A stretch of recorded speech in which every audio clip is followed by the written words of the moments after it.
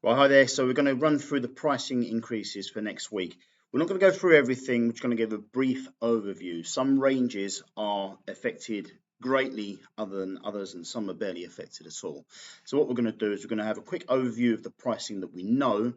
We don't know all of it yet, but the markets that have had their individual price increase notified, I've gone through those, done a quick sum up of the ones that we've got pricing for, and we're basically going to talk about that 6% that they said the increases would go up by. So, in fact, we'll start there. So basically, that 6% is a little bit fictitious. You can see from a few of the different markets on the left-hand side of here, they're ranked by the biggest increases first. So the US has got the biggest increase, so it's an average of 7.8%. So how do we get to that 7.8%? What I think they've done is I think they've taken the entire range and they've said, right, the average of this is around about 6%. Whereas what I think they should have done is they should have gone through that range and gone, right, of the prices that are actually increasing, so there's a lot of prices that don't go up at all. From my view, the majority of those prices are things that are, they're unlikely to have had a print run recently, and likely just stock on the shelves that's been there for quite some time anyway. It's not the case for all of it, as we'll get onto in a second. But I think they should have said if it's going up, this is the average it will be. But I think they've included all those non-increases in that number. So of the prices that have gone up, in the US, it's gone up by 7.8%. In euros and in Canada, it's gone up by about 7%. Now, when I say euros, you know that like France and Germany and Spain, they've all got their own online stores and that kind of thing, but they all operate the same pricing. So all their pricing goes the same. See, in the UK, it's gone up by an average of 6.7%, and similar numbers for Sweden, Denmark, and Norway. Now, I know that those aren't huge markets for GW or anything like that, but they are important, obviously are very important. But it was the pricing that was available at the time when I started preparing for this video. So what I'm going to do is I'm going to go through range by range and give a brief overview of how the prices have changed. Now, there are obviously, as you can see from this sheet, there's millions and millions of products, well, thousands, but they haven't all gone up. And I'm not going to spend specific time on each individual product or anything like that, but I'll just give an overview of the range. So let's look at the individual pricing. Now, I've color coded the changes. You've got the market across the top here, and then you've got all the pricing underneath it. I have sorted it by a loose kind of range, which we'll get onto in a minute. But this is how the pricing works out. If it's in green, it means the price is reduced. There are very, very few products like this. There's none actually for anywhere outside of the US and Canada. I think there's only 2 or 3 products that are affected by a price reduction. I think Sicarius is one of those. If it's in white, the prices remain the same. If it's in blue, it means it's within the 6% expected increase. Anything yellow is up to 10%. Orange up to 20%, and red is 20% or more. So when we go through all of the different ranges, and we're starting with the hobby stuff, and then we're going to get into the models and that kind of thing, but they're still done by range. So we're going to run through this quickly because it's got the propensity to be very boring. Okay, so the basing materials, basically the tufts and that sort of thing haven't gone up at all, and the plastic stuff, so that's the skulls, the vines, and the bracken, have all increased rapidly. Sweden's the only country that got within a 10% price increase. Everywhere else is more than that. US most affected, 16.7%, but everywhere else is still quite badly affected. Onto brushes. The synthetic brushes, none of them have gone up anywhere. The rest of the brushes have gone up steeply, so by a hell of a lot. So across the board, we see 20+% increases almost everywhere, but everything else that hasn't gone up by 20% has gone up by at least 18%, with a couple of bits missed out. So yeah, lots and lots of increases there. The figure cases that they sell, increases there. steep increases as well, over 20% for the Crusade figure one, and the Skirmish figure case is up by a minimum of 17% or 16.7% in the US, but close to 20% everywhere else. The Citadel Battle figure case, no increase. I'm not even sure if that's in print, to be honest with you. Next up, we've got the painting aids, so water pots, palette pads, that sort of thing, painting handles. They've all gone up by a reasonable amount of money. Spray paints have mostly gone up. That is within the 6% across the board, but they have all increased. Less increases in the US. I'm not sure if that's because their previous pricing, some of the newer stuff, was slightly more expensive than the existing range anyway. All of the tools remain the same with the exception of the Citadel file set, which I'm surprised to see on the list, to be honest with you. I don't think I've seen it for sale anywhere for ages. The only other thing that goes up is the measuring tapes. Okay, so now we start to get into the individual ranges. So we start with Adepticus Titanicus, moderate increases within the 6%, a few more, mainly the Manufactorum Imperialis has increased by more than the average bit, but yet moderate increases there. On Aeronautica, pretty much flat increases across the board by between kind of 6 and 8%. Euros has gone up by the most there, it's 8.1%, and the US, although broadly across the range they are more expensive, they've got the smallest increase here, or second smallest increase here by 6.4, but Sweden takes it by 5.9. No increase for the Orc, Heavy Bombers and Grot Bombers in the US, but the rest of the market has gone up by a similar amount. Warhammer Underworlds, no increases whatsoever. Everything remained the same. We've seen that from the new Underworlds warband that goes on pre-order this Friday. You can that is at the same price as well, so no increase on even the new stuff that's come out that isn't included in this updated list. I will pause for a second to say that if you want to get anything at the current pricing, so the pre-6% price increase, I keep saying 6%. I've already told you that it's more than that. But if you want to get it at the current pricing, you have to do it this week. So by Saturday, get your orders in to be able to do it. Now, if you're buying from your local gaming store, if they have to buy it in for you, you've already missed that. You've already missed the boat. If they have to buy it in for you at this stage, they will be charged the automatic increased price. If it's on their shelf, you'll get the current pricing. If they have to buy it in, you'll have to pay more, which is a real shame. But unfortunately, that's how it goes. If they place an order now, they won't get their reorder stock until next Tuesday. So, I mean, I'm recording this on Tuesday morning. That's the day they get their restock orders, or it should be in an ideal world, because as we know, logistics-wise, GW are absolutely knackered at the moment, where they're changing warehouse in the UK and it's affecting other markets across the world.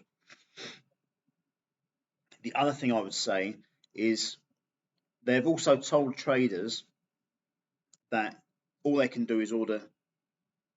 I believe in the UK at the moment, they have been told that they can only order pre-orders while they get over their current logistics headaches.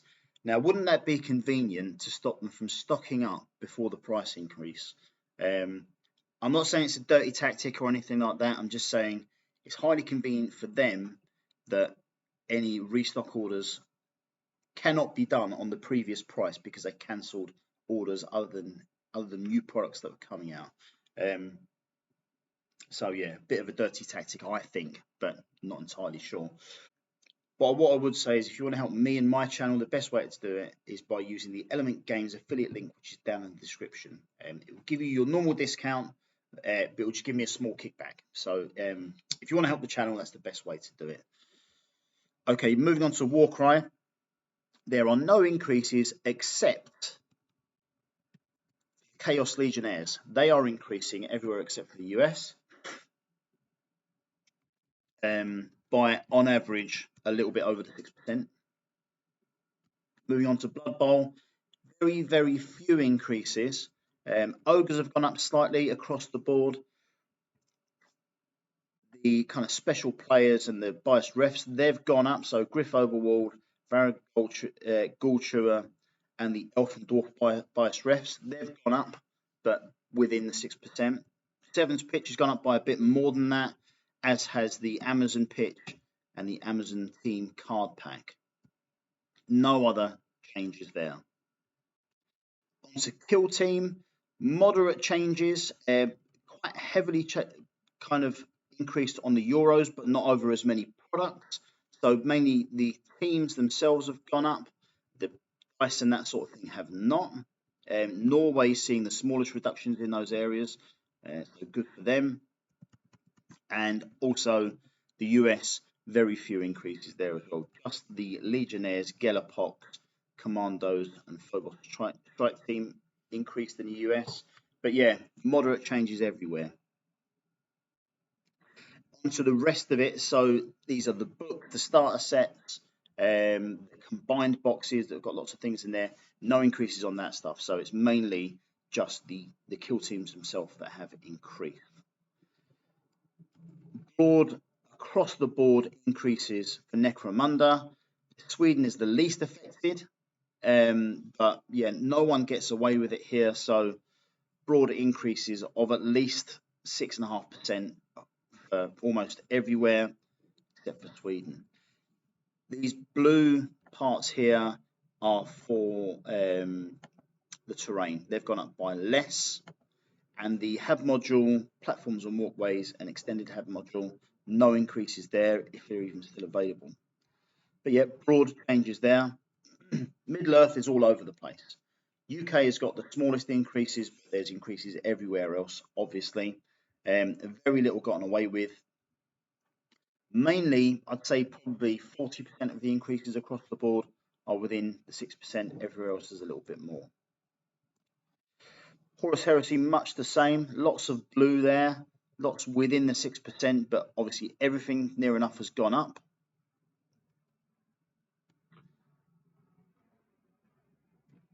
We get into... Right, so this is the generic stuff for Age of Sigmar and 40k, which is basically the Chaos Demons. Broad increases, nothing in the red, and so it's nothing over 20%. Very little over 10%, but gone up everywhere else. And then as I look through the Age of Sigmar stuff, again, we're seeing broad increases. Obviously, this large area of white, that is all the bases and that kind of thing. So no increases on the bases, but everywhere else, yes, there are increases. We're looking at Chaos here, looking at maybe 60% of the range has increased. The majority within 10%, with a few little changes, specifically again with the Euro over 10%. But yeah, broad increases for everything. You can see as I go down, chunks of blue for Gloom Spy Gits and the Fire Slayer stuff. But yeah, just broad increases everywhere. Ossiarch Bone Reapers, funny enough, if you look here, everything's gone up, but it's mostly within 6%.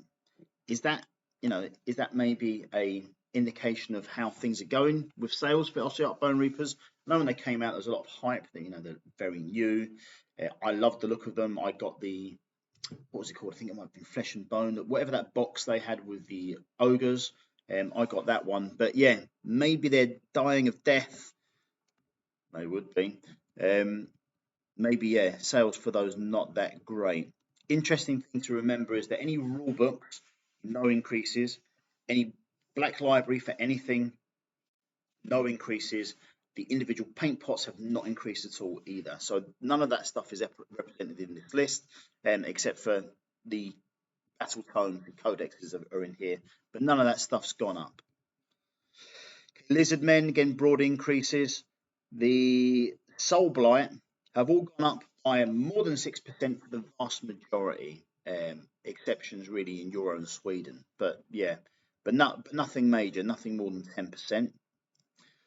Stormcast, Lots of blue for the older stuff, including the Celestial Dracolines. But for a lot of that old stuff is in the blue. Yeah, it's going to be the same throughout this. So we've got the rest of Age of Sigmar, and then, well, we're just coming to the end of Age of Sigmar. Then moving into 40k. But yeah, it's going to be the same story across the board here, really. So like Sylvaneth, broad changes, different pricing here and there. Kind of Hunters, which I like, have gone up by less than 6%. It has Striker Hammerdreth and the Arch Revenant. But yeah, moving into 40k, Adeptus Mechanicus, quite a lot of blue there, really. But we'll probably be able to tell you that broadly the newer stuff is going up, the older stuff is not, with the exception of the Skitarii Sicarians. They've been around for a long time. They have got broadly orange and yellow increases, so between kind of 7 and 15%. Dari, lots of blue there, but obviously all still going up. Astra Militarum, so the army set, all the dice, none of the dice in that have gone up either. Codexes, all of that stuff, that's all the white area you can see. There was no increases, but obviously everything else broadly is going up. And it's the same story across through everything. Black Templars, Blood Angels. Blood Angels actually, so there you go. Blood Angels Captain in Terminator armor has gone down in the US and down in Canada. It stays the same price everywhere else. So there's one of the very, very few price decreases that we're seeing. Chaos Space Marines, mostly in the blue or not increasing at all, so that's good for them. Death Guard, all in the blue pretty much. Not that many increases there at all. So we've got Chaos Space Marines.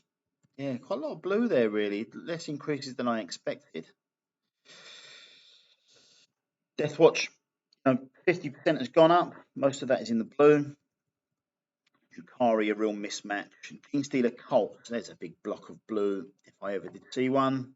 So for the Biophagus, Clamavus, Locus Magus, Nexus, Sanctus, all within 6%, and a smattering of the rest of the range. Not many changes.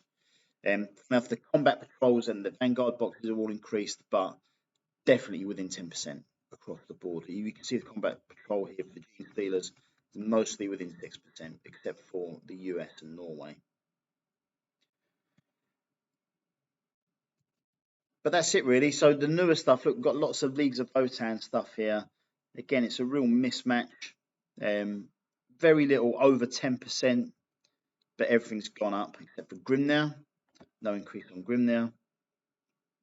Then we've got the massive swath of Space Marine stuff. So Euro's actually well within the 6% broadly. Sweden's got the most increases. Norway pretty much within 6%, but no one's really survived it. The Necrons, I was interested to see what happened with Necrons, because there's obviously a lot of them floating around on eBay and that kind of thing. They were the leaders of the current edition of the game. So I wondered what would happen to them. But broadly, yeah, they've gone up by at least 6%, pretty much across the board. Euros mostly affected.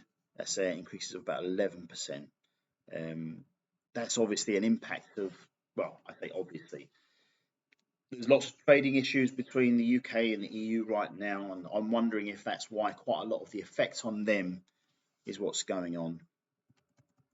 I'm not saying that there's a problem between the EU and the UK in terms of Necrons, just saying in general.